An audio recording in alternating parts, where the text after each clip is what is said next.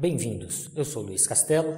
Neste vídeo nós vamos começar o capítulo 23 do livro-texto Halliday, volume 3, nona edição. Aqui a gente começa então, gente, o capítulo a respeito de lei de Gauss. O que a gente vai trabalhar em lei de Gauss? Não necessariamente nesse vídeo, mas o que a gente vai trabalhar em lei de Gauss? A gente vai continuar calculando campos elétricos com a lei de Gauss. Então, vocês podem me fazer a seguinte pergunta: por que a gente tem que usar a lei de Gauss se eu já estudei todo um capítulo a respeito de campo elétrico? Pelo simples fato de que, utilizando a lei de Gauss, sob as circunstâncias específicas que a gente pode usar a lei de Gauss, ela se torna muito mais rápida para poder efetuar os cálculos do que, sob essas mesmas condições, eu utilizar aquilo que a gente aprendeu no capítulo anterior. Então, a lei de Gauss ela vai me agilizar o processo de calcular o campo elétrico, desde que a simetria com que eu trabalho o meu problema das cargas elétricas ali seja grande. O que é uma simetria grande? Que eu consiga, por exemplo, tá? Não é exatamente isso, mas vamos dar um exemplo aqui. Que eu consiga que os dois lados de uma figura sejam exatamente iguais. Por exemplo, se eu passar em um cilindro um fio pelo centro do cilindro, eu tenho uma simetria muito grande, uma simetria radial. Se eu passei ele pelo centro de um cilindro, um fio pelo centro de um cilindro, tudo em volta ali do cilindro é simétrico. Qualquer pedacinho que eu escolher do cilindro é simétrico. Então, a lei de Gauss, quando eu tenho uma simetria muito grande de distribuição de cargas, eu posso utilizar a lei de Gauss e ela, com certeza, agiliza os meus cálculos. Só que a gente, para poder estudar a lei de Gauss, vai começar aqui nesse vídeo falando sobre fluxo. Vamos ver o que é fluxo de uma forma geral e vamos ver qual que é o fluxo de um campo elétrico. Só depois disso, no próximo vídeo, a gente vai falar especificamente da lei de Gauss e na sequência de vídeos que a gente for lançando, a gente vai ver algumas aplicações de leis de Gauss mais lá para frente. Então, vamos ver o que está acontecendo aqui. O que é esse tal de fluxo? Fluxo a gente vai denotar pela letra grega φ. Então, esta letra, nós vamos denotar ela, a gente vai usar ela para falar a respeito de fluxo, tá? Então, vamos tentar imaginar o seguinte. Vazão é um exemplo de fluxo, mas o professor não ajudou muito, eu não sei o que é vazão. Tudo bem, vazão é eu conseguir medir quantos metros cúbicos de alguma coisa passa por segundo através de uma determinada seção ali, algum lugar que eu esteja medindo. Então, se eu estou vendo ali quanto de volume passa por tempo em um determinado lugar que eu quero medir, eu estou calculando esse tal de fluxo, essa tal de vazão. Por exemplo, eu tenho uma tubulação e por essa tubulação é capaz de passar 1000 metros cúbicos de água por segundo. Teria que ser uma boa tubulação, mas a gente consegue fazer esse dimensionamento aqui. Só estou dimensionando, não estou falando nada real aqui para vocês em termos da tubulação, passar realmente 1000 metros cúbicos por segundo. Mas notem então vocês que fluxo, φ, vai ser o volume por unidade de tempo.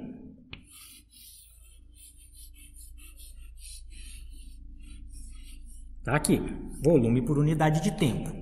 Só que reparem só isso aqui, hein? Vamos trabalhar sempre com as unidades. A gente não pode esquecer de colocar unidade de forma alguma quando eu falo sobre física com vocês. Volume no sistema internacional é medido em metros cúbicos. E tempo é medido em segundos. Então, a unidade de fluxo é essa. Metros cúbicos por segundo.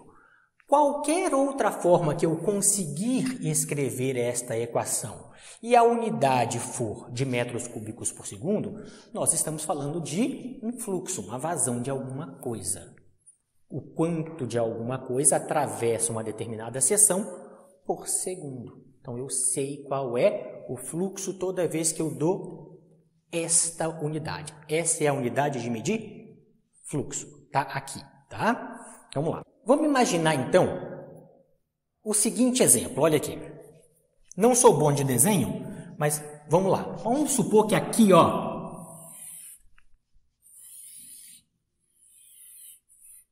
eu tenho uma janela.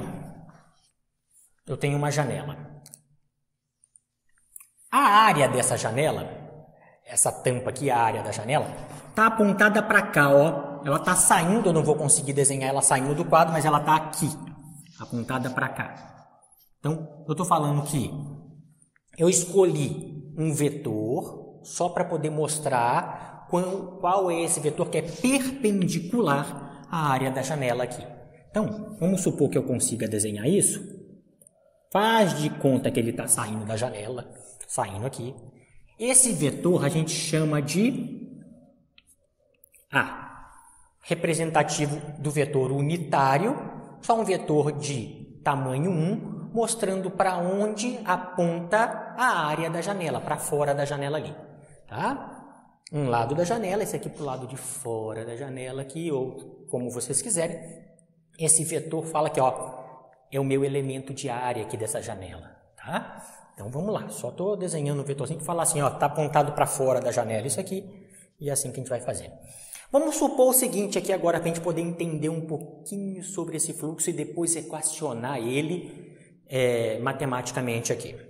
Vamos supor que por essa janela aqui, essa janela está aberta, tem uma janela aberta, e está ventando lá fora. Só que, por algum milagre, esse vento é muito bem comportado e muito estranho ainda por cima.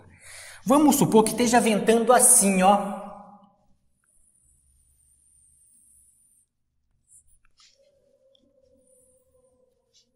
Paralelo, tudo bonitinho. Está ventando assim. Ou seja, está ventando de cima para baixo da janela certinho, impecável. Não tem nada desse vento que está torto ali, não. Ele está retinho aqui, ó, de cima para baixo da janela. O quanto de vento vai passar por dentro dessa janela aqui? É lógico que não vai passar vento por essa janela. Concordam comigo? Repara só, se está de cima para baixo, não tem nem um pouquinho inclinado para poder fazer o vento entrar. O vento vai passar e não vai entrar na janela. Então, nesta situação, em que o ângulo do vento, da velocidade do vento, é perpendicular à janela, à área da janela aqui, não tenho fluxo, não tenho vazão de vento para dentro dessa janela. Nessa situação aqui, ó, vamos escrever, isso aqui é talvez a única que eu possa escrever com número por agora. Eu falo que nessa situação específica, o vento não atravessa a janela. É zero. É zero. Ó, é perpendicular à área da janela. Esse cara está saindo, o vento está passando aqui, ele não entra na janela. Só uma primeira observação. Vamos lá. Vamos supor a mesma janela, hein? Mesma janela aqui. Aqui. Mesminha janela. Tá aqui, minha janela. O elemento de área dela está saindo para cá também. Eu tenho um vetorzinho unitário só para mostrar para onde que essa janela está. A parte perpendicular dela ali. Só que agora vamos fazer o seguinte. Todo o vento que está tendo agora, meu vento agora mudou. E meu vento está fazendo isso, ó. Igualzinho esse, tá? Não vou conseguir desenhar, mas ele está todo conseguindo entrar através dessa janela. O que eu posso dizer para você? Pessoas, isso aqui, ó, é a velocidade do vento. Esses vetorizinhos que eu estou descrevendo aqui, ó. Velocidade do vento. Tá aqui. O que eu posso falar para vocês aqui agora? Esse aqui não entrava de jeito nenhum vento pela janela. O vento era perpendicular à área. Aqui, o vento está paralelo ao elemento de área da janela. Imagina a janela da sua casa e todo o vento está soprando de forma que ele passe pela sua janela. O que vai acontecer nessa situação? Nessa situação, eu tenho certeza que o fluxo para aquela velocidade, que se a velocidade mudar, o fluxo aumenta, mas para uma velocidade fixa, o fluxo é máximo através daquela janela. Porque se eu aumentar a área também, eu tenho mais fluxo através daquela janela. Só que o vento nunca é comportado nem desse jeito, nem desse jeito. A gente sabe que o vento não se comporta lindo e maravilhosamente assim. Na vida real, o que aconteceria? Na vida real, eu teria uma janela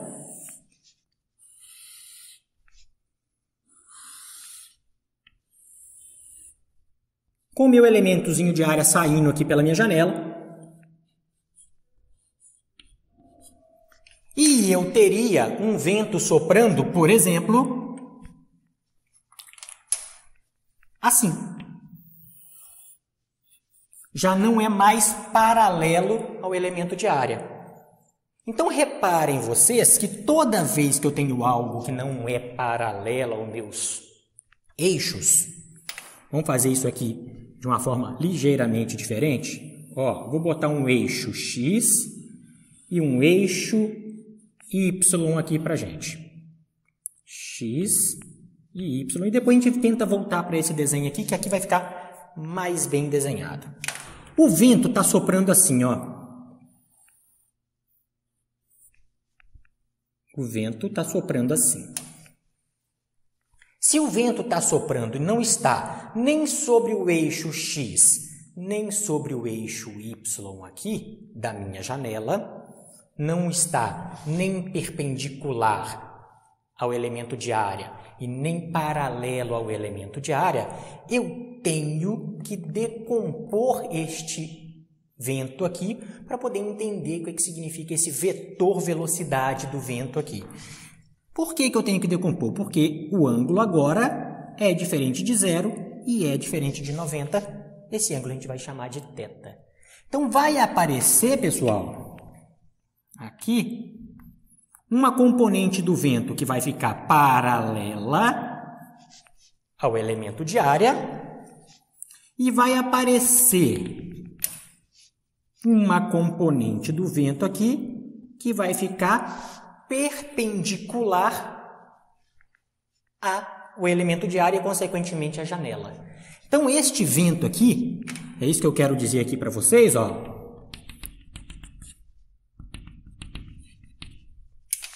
Uma parte dele vai ficar perpendicular à janela e esta parte é a parte da quantidade do vento que não consegue entrar na janela e uma outra parte do vento vai ficar paralelo a este A aqui. Não conseguirei, eu tenho sérios problemas com desenhar isso aqui de forma que pareça que eles estão paralelos, que seja uma janela legal. Então, tenta imaginar isso na sua janela, se for preciso. Olha para cá, olha para a sua janela. Opa, tem um vento que está descendo, um vento que está entrando pela janela. O que está entrando é paralelo, a parte que não está entrando é a perpendicular à janela. Tá? Então, repara só, quem que é responsável aqui pelo fluxo, pela vazão do vento através da minha janela? Não é essa componente, não é o vento todo, não é a velocidade como o vento está vindo. Por quê? Porque ele vai ter que decompor. Uma parte dessa velocidade vai ficar perpendicular e uma parte dessa velocidade vai ficar paralela à área da sua janela ali. Só quem está entrando de vento, só a parte que está entrando de vento vai contribuir com o fluxo através da sua janela. Então, ó, essa aqui é a componente paralela ao elemento de área da sua janela e esta parte aqui é a parte perpendicular do vento em relação à sua janela. Esse é o elemento de área da janela ali. E só essa parte contribui para que haja fluxo através da janela. Então, na vida real, uma parte do vento não entra na sua janela, uma parte do vento entra na sua janela, porque é quase impossível que esses dois aqui aconteçam na vida real. Pode acontecer? Pode, mas é quase, eu não falei que é impossível, eu falei que é quase impossível. Então agora a gente pode tentar ver como é que eu equaciono essa bagunça que eu fiz aqui. Mas primeiro, dá um pause aí e tenta entender. Se o vento vier assim, não entra na minha janela. Se vier assim, entra todo. Mas se o vento vier inclinado, uma parte vai entrar e outra parte não vai entrar. A parte que vai entrar é a paralela à área da sua janela e essa contribui para o fluxo. É essa que é responsável pelo fluxo ali. Se a gente conseguiu entender essa dinâmica aqui, vamos tentar agora passar isso para o matematiquês aqui. Vamos tentar botar isso equacionado aqui. Repara só, o que eu estou preocupado, o que está me interessando, é a parte de vento que entra pela janela. Para poder calcular o fluxo, quanto de fluxo passa por aquela janela ali. Tá? Quantos metros cúbicos de vento por segundo atravessam essa área dessa janela. Isso é que me interessa. Então, pessoal, vamos estudar esse cara aqui. Quem que é esse cara aqui? Ó? Botei ele na mesma cor. O V paralelo. Repara que o V paralelo aqui, que é o que me interessa, paralelo a quem? A esse elemento de área. Ele é a decomposição da velocidade do vento como um todo. Se eu chegar ali fora com o anemômetro, meço a velocidade do vento, isso é fácil de saber qual que é a velocidade do vento. Tá? Então, ela é uma parte, ela é uma decomposição. Para que lado que ela está decomposta? Ela está decomposta para cá, para o eixo X, que é o eixo que contém o ângulo que eu desenhei aqui. Então, se vocês forem lá na aula de Física 1, e é importante saber Física 1, lembra que eu falei isso para vocês nos outros vídeos para trás, e ver como é que eu decomponho um vetor, eu sei que esse V que é responsável pelo fluxo, esse V paralelo ali, ó, V paralelo à área da janela, ele é igual a velocidade do vento de verdade vezes o cosseno do ângulo. Então, decompus este vetor, a velocidade do vento, o vento mesmo, para saber que parte do vento consegue entrar pela minha janela. Está lá, matematicamente é aquilo. Eu já sei que isso tem que passar por uma determinada área. Aquilo ali tem que passar pela área da janela. Vou deixar só A, e aquilo ali tem que passar pela área da janela para que eu tenha um certo fluxo, certo? Vamos lá, vamos seguir então. Só que olha só como é medido o fluxo. O fluxo é em metro cúbico por segundo. Opa! Então vamos lá. Eu tenho que juntar este cara, velocidade do vento que consegue entrar pela janela, com a área da janela e encontrar uma unidade chamada metro cúbico por segundo. Se eu conseguir fazer uma conta matemática que eu chegue naquela unidade, eu acabo de descobrir a equação para calcular o fluxo volumétrico. Quanto de vento, qual é o volume de vento que passa por segundo. Lembra? Fluxo volumétrico, se eu quiser dar um nome bonito, ó, porque é volume por tempo, por isso que ele vai chamar fluxo volumétrico. Então, olha lá. O que eu sei mais? Eu sei que este cara aqui, ó, velocidade, é medido em metros por segundo. Opa, professor, já apareceu o segundo daqui. Já. E já apareceu um desses 3 metros que tem lá, porque tem metro vezes metro vezes metro, para ser metro cúbico.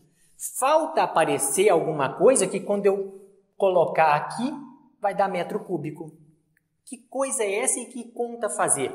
Vamos ver a próxima aqui.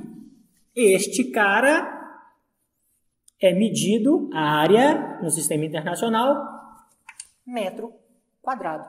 Está lá. Opa, eu sei um pouquinho de potência, professor. Vamos lá. Se eu tiver a mesma base e multiplicar um pelo outro, eu conservo a base e somo os expoentes. Joia, é isso mesmo. Vamos lá. Então, eu pego esse metro e multiplico pelo metro quadrado, vai ficar, conserva a base metro, 2 mais 1, 3. Então, para que eu consiga achar esse metro cúbico aqui, basta eu multiplicar a velocidade pela área. E se eu multiplicar a velocidade pela área, qual velocidade? Esta velocidade, a velocidade paralela ali, que na verdade é escrito nesse formato aqui, que me interessa por agora é este formato aqui.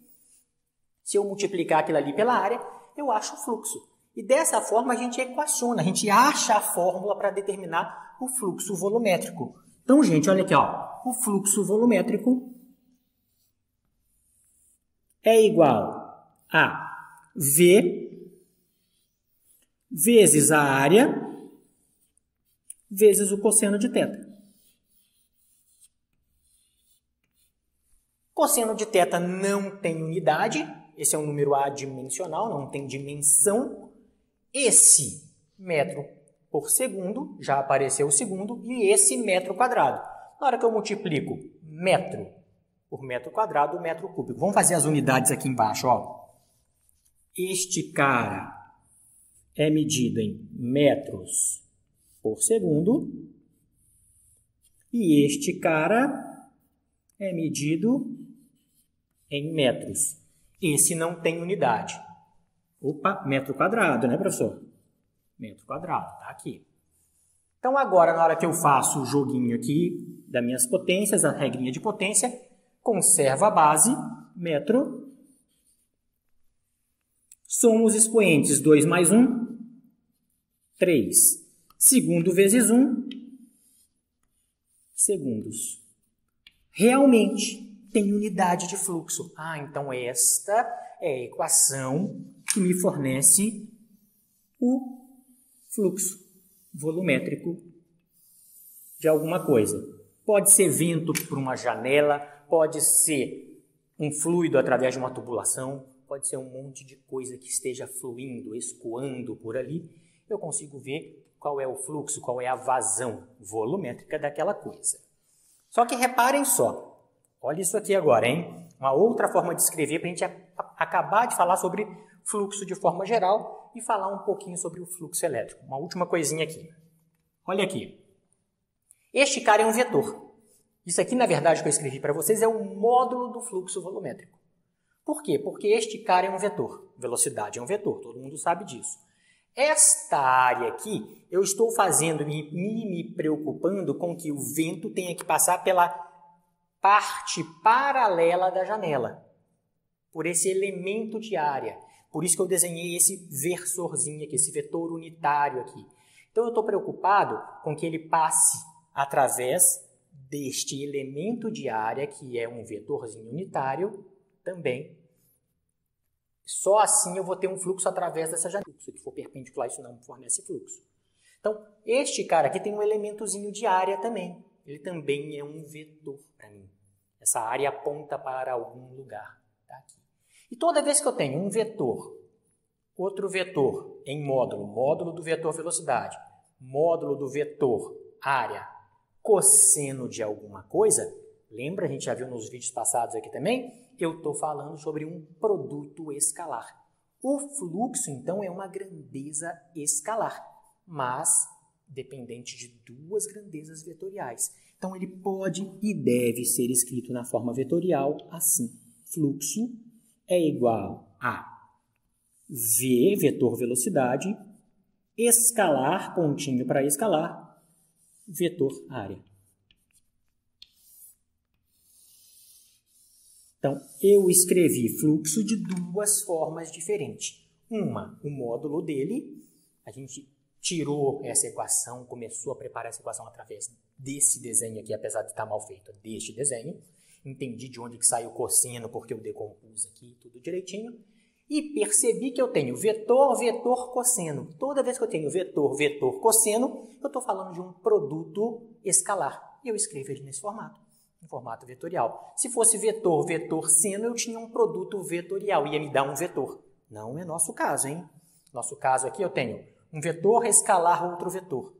A resposta é um número puro, um número escalar. Um número puro seguido da sua unidade de medida. Então, gente, essa é a nossa definição aqui, como é que eu chego nas equações de fluxo volumétrico. Vamos ver a partir de agora, vou apagar o quadro aqui, a gente vai ver a partir de agora o que é esse tal de fluxo elétrico. Gente, é tranquilo. O que estava passando pela janela até agora para mim? Ar. Agora, através de uma superfície qualquer, janela ou qualquer outra coisa, o que vai passar quando eu estou falando de fluxo elétrico? Linhas de campo elétrico. Então, vai ficar a mesma coisa, a definição é exatamente a mesma coisa. Eu não vou fazer ela grande desse tamanho, perder esse tempo todo, mas lembra que o que está passando agora não é mais a velocidade do vento, e sim linhas de campo elétrico que está passando por aqui. E assim a gente vai definir, agora na hora que eu apagar o quadro, o fluxo de um campo elétrico. Vamos lá, gente, vamos voltar aqui, ó. Apagado o quadro, vamos voltar aqui na minha atenção para o fluxo de um campo elétrico. Vamos supor que eu tenha uma superfície qualquer, ó, toda estranha aqui em branco, uma superfície qualquer, colocada em uma região do espaço que tem um campo elétrico mais louco ainda. O campo elétrico não é uniforme mais. Eles não estão mais lá, as linhas paralelas, bonitinhas, uniforme. Não estou dentro de um campo elétrico uniforme mais. Olha, tem um campo elétrico que aponta para cá, tem um para cá, tem outro para lá, tem um para cá. E tem vários campos elétricos numa região muito estranha do ponto de vista campo elétrico. Eu coloquei uma superfície muito estranha aqui. Como eu calculo o fluxo dessas linhas de campo? Agora, o que eu quero saber quando eu falo fluxo de um campo elétrico? Eu quero saber quantas linhas de campo passam aqui por esta superfície minha. Não pelo volume, pela superfície, pelo lado de fora, pela casca que envolve aquela figura estranha ali, branca. Quero saber quantas linhas de campo estão passando por aquela superfície. Então, este vai ser o meu tal de fluxo de campo elétrico. Eu vou ver quantas linhas de campo estão passando por aquela superfície estranha ali. Então, vamos ver o que está acontecendo e como é que eu calculo isso. Antes de eu calcular isso, só um minutinho antes, eu apaguei do quadro agora. A gente sabe que o fluxo é igual a aquele fluxo genérico, aquele fluxo volumétrico para o vento passando pela janela, gente. Por quê? Porque eu estava medindo a velocidade do vento naquele momento. Era V escalar A. Este é porque eu estava medindo a velocidade do vento. Ou, se eu quiser abrir aqui, fazer o módulo disso, vai ser V A cosseno do ângulo entre V e o A. Então, era aquela que eu apaguei do quadro agora.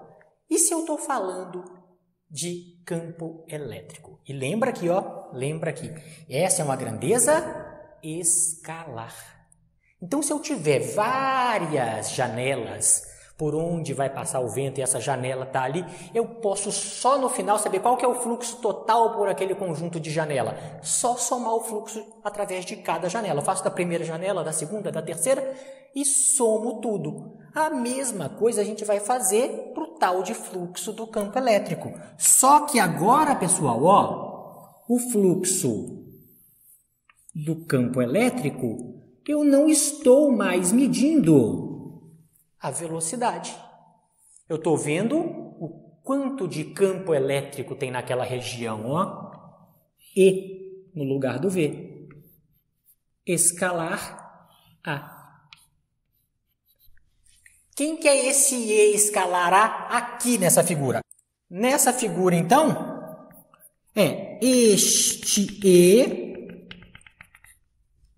vezes o elemento de área aqui, esse pedacinho da área por onde ela está passando. Aí eu pego o próximo. Qual que é o próximo? Este E vezes esse pedacinho da área por onde ele está passando. Próximo, esse. E assim vai. E quando eu quiser saber qual é o fluxo total através daquela superfície, é só somar todo mundo. Então, ó, o fluxo elétrico total, se eu tiver vários campos elétricos passando por vários pedacinhos de área, desde que eu consiga fazer isso ser discreto. Como assim discreto? Que eu consiga contar, que não seja uma coisa infinita, o fluxo do campo elétrico vai ser a soma dos campos elétricos passando por aquela área ali, com o I variando de 1 até onde você quiser. Então o campo 1 passando pela área 1, o campo 2 passando pela área 2, o campo 3 passando pela área 3, somar quantas vezes for. Somo campo 1, área 1, mais campo 2, área 2, mais campo 3, área 3, e assim eu somo e eu descubro qual é o fluxo elétrico total por ali, desde que eu consiga contar, né? Eu só posso fazer essa soma se eu conseguir contar. Se eu não cansar de contar, opa, senão... tem infinitos agora, professor, não tem só 1, 2, 3 e esse eninho aqui. Tem infinitos. Como é que a gente faz? Continua sendo uma soma, só que a gente soma isso infinitamente. Infinitamente. E lembra que aqui ainda é um produto escalar, não vamos esquecer não. Tá? E se for essa superfície complexa, onde está passando cada vez mais linhas de campo aqui, e cada pedacinho desse é uma área, eu pego esse, pego o vizinho, pego o vizinho, pego o vizinho, eu teria infinitos fluxos ali para calcular. O fluxo 1, o fluxo 2, o fluxo 3, infinitos fluxos. Como é que eu calculo este fluxo? E isso é que vai ser mais importante para a gente aqui. Então, se eu quero calcular uma soma muito grande, onde eu não consigo contar discretamente mais 1, 2, 3, fica impossível de eu contar de tantos elementos que tem para eu poder somar, isso aqui se transforma numa integral e mais nada. Integral, aqui a gente vai falar simples, a gente vai botar um símbolozinho novo dentro daquele símbolo da integral que a gente fazia, só para falar que eu estou calculando o fluxo através de uma superfície fechada. Nota que minha superfície é fechada. Tá? Então, o fluxo do campo elétrico, caso eu tenha um monte, mas um monte desses produtinhos aqui, uma quantidade incontável desses produtinhos, vai ser igual a integral através de uma superfície fechada, isso que significa essa bolinha aqui e mais nada, tá? O professor de matemática vai ensinar para vocês o que é uma integral de linha, uma integral de superfície fechada com mais paciência, mas para a gente basta saber, por enquanto, que eu estou integrando em uma superfície fechada aqui, do produto escalar de E escalar. Só que olha só, se eu quero pegar cada minúsculo pedacinho desse não é uma área grande, é um pedacinho da área. Então a gente fala que é E escalar dA. Tá aqui. E escalar dA. Então, esta é a equação que me permite determinar qual é o fluxo elétrico através de uma superfície fechada para uma quantidade muito grande desses produtos, para uma quantidade incontável desses produtos. Essa aqui é o que a gente mais vai utilizar e é isso que a gente vai utilizar na próxima aula, no próximo vídeo, para poder explicar para os senhores a lei de Gauss. Então, gente, esta é a parte mais importante da aula. Isso aqui vocês têm que ter na cabeça. Se puder memorizar essa equação, melhor ainda. Tá? Essa equação nós vamos usar ela assim muito daqui para frente. Não só nesse capítulo, em vários outros momentos a gente acaba utilizando essa equação. Essa é uma das equações mais importantes da física. Eu estou colocando aqui a lei de Gauss na sua forma integral. Tem ela na forma diferencial, mas a gente, se for estudar isso, é bem lá para frente no final do livro. Tudo bem? Pessoal, dessa forma aqui a gente encerra a nossa fala, nosso primeiro vídeo sobre lei de Gauss, que a gente nem entrou no assunto lei de Gauss propriamente dita, mas a gente encerra a nossa fala a respeito do que é o fluxo e, mais importante ainda, o fluxo de um campo elétrico através de uma superfície fechada ali. Então, essa é o que eu tinha que passar para vocês aqui. No próximo vídeo nós vamos falar especificamente da lei de Gauss.